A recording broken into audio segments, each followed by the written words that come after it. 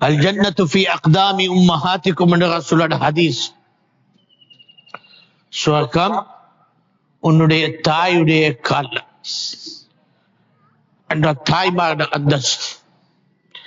எல்லா பெண் குழந்தையும் எதிர்காலத்தின் ஒரு தாய்.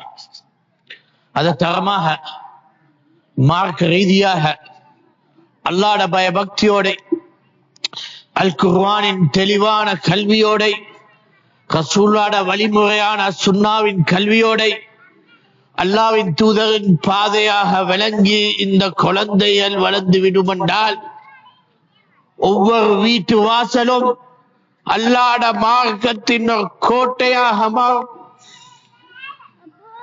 உலக கல்விகள் படித்ததோ படிக்கவில்லையோ, மார்க்க கல்விகள் தான் ஒரு வீட்டை காப்பாற்றுறது.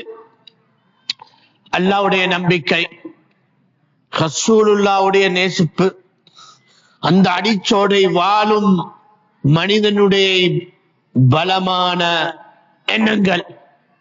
எந்த காரணம் இருந்ததோ, எந்த சர்ச்சை இருந்ததோ, எந்த குழப்பம் இருந்ததோ, முஹம்மது ஸல்லல்லாஹு அலைஹி வஸல்லம் என் தலைவர், என் வழிகாட்டி, அவரோட பாதையிலே நான் வாழுவேன் என்று எங்களோட குழந்தைகளோட எண்ணங்கள்ல நஞ்சிகள்ல அச்சியோட போடுமென்றால் யார் அது? அந்த தாய். எந்த தாய் அல்லாஹ்வை நம்பி எங்களை வளர்ப்பான். அல்லாஹ்வுடைய பயபக்தியை எங்களுடைய இதயத்திலே ஒவ்வொரு செயலை, ஒவ்வொரு நடவடிக்கையை நிரூபிச்சு காட்டுவோம்.